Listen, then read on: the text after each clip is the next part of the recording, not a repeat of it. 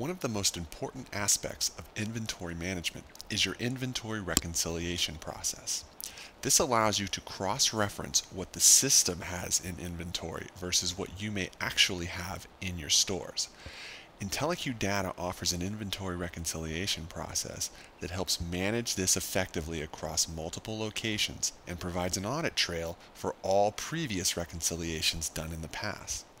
To access the inventory reconciliation, you simply go to the drop-down for POS, go to Inventory, Reconciliation, New. This is going to begin the process to allow you to see which phones or which accessories you have in store right now versus what your system tells you have. So we have a drop down for location 1. We can switch any location that we want. So if we wanted to see location 1's inventory, we choose the category of the items we want to reconcile. You can choose anything from accessories to phones to repair parts, car chargers, subcategories of accessories, whatever you want to do. So right now we're going to select phones. Choosing phones will pull up the list of all of the phones that you have in inventory for location 1. Now that's a lot of phones to reconcile right now, so we're actually going to move to location 2 to see how many phones they have. We have a fewer amount there. So we can reconcile these a little bit more effectively for the purpose of this demo. Here we have the list of items that we currently have in wireless location 2. We have 6 Apple iPhone 4S 16GB blacks. We have the date received, we have the ESNs, we have the SKUs. So these are the items that we should technically have in stock at our locations. To perform a reconciliation, all we have to do is take each individual item and scan them with a scanner. We'll scan the ESNs and the system will check off each item that you scan as you put it through the system. For example, if we had the box or if we had this phone and we went into the back and we started scanning them, it's going to look something like this. We are copying and pasting because we don't have a scanner right now, but you can see that I scanned in this ESN and it checked it off as in stock. So we're going to do this for each of these phone models. So we'll pretend that we're just scanning these, and you can see the system continues to just check them off the list. As you can imagine, with the scanner, this process will be very, very fast because all you need to do is give the old beep, beep, beep, and the system will check them off on your list. We're going to do one more.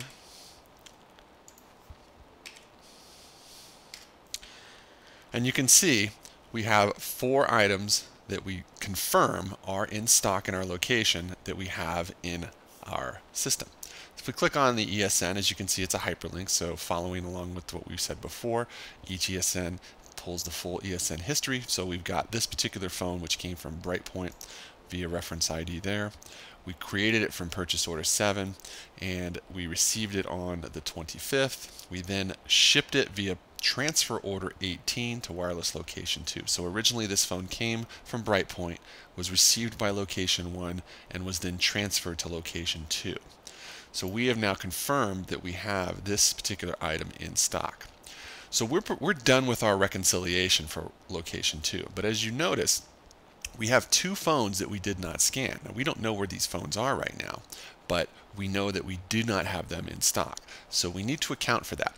So what we're going to do is finish this reconciliation. We are done with step 1 of inventory reconciliation.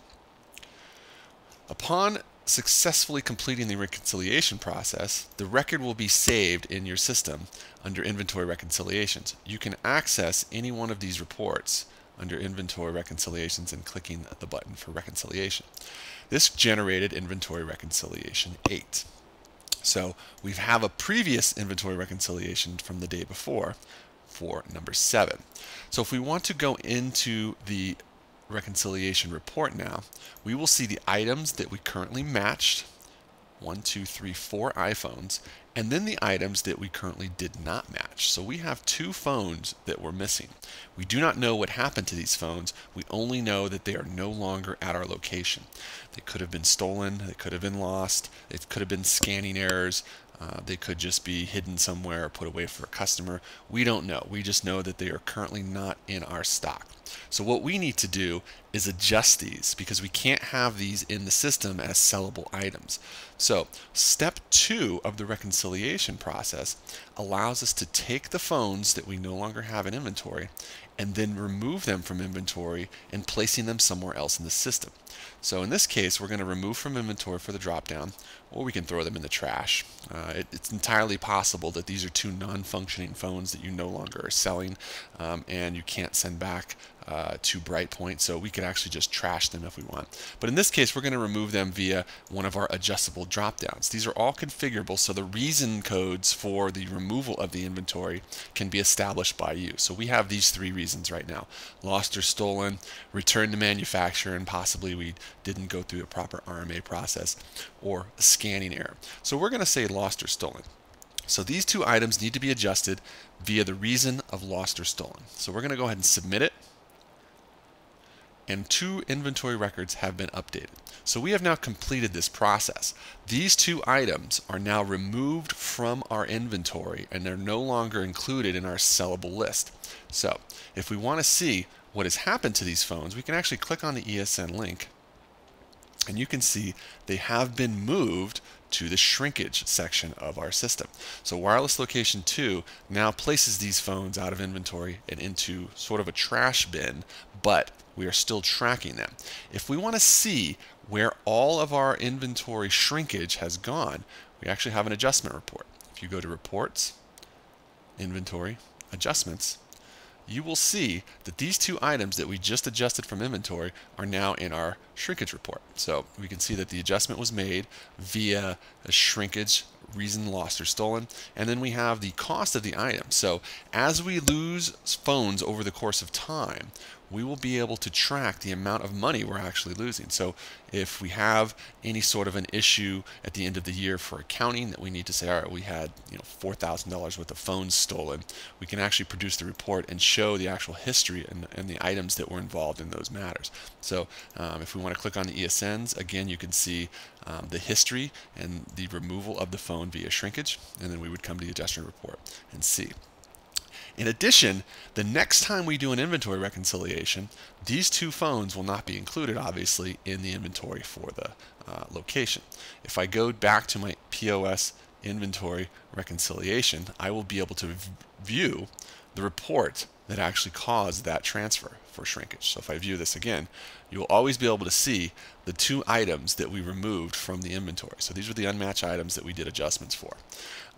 In addition, we always have the record of the inventory reconciliation itself. So we know that this occurred at location 2. We know this was a phone reconciliation, who actually performed it, and the date that it was done.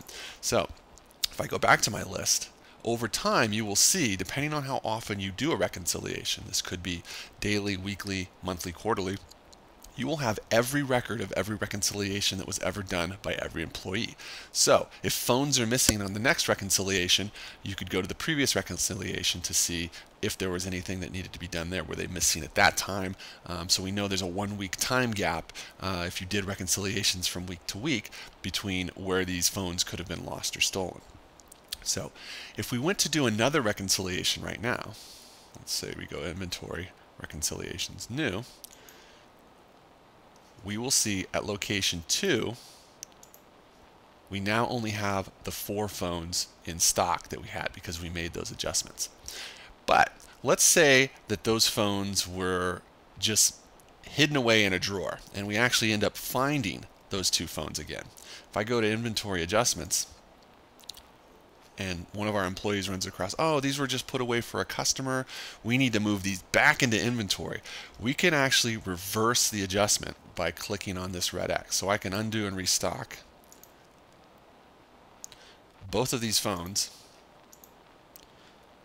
and now they are put back in my inventory. So we didn't delete them from the database, we simply moved them to an area that doesn't count them in our sellable inventory. But now we are reversing that process and adjusting them back.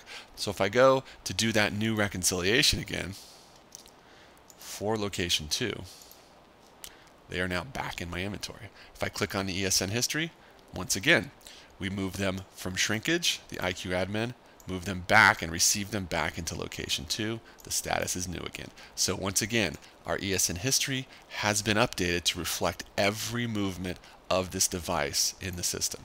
So that is how inventory reconciliation works. Again, you can do this as frequently as you want, and you always know that you have a record of every single reconciliation that's ever been done by every employee. It's a very, very powerful tool when it comes to inventory management.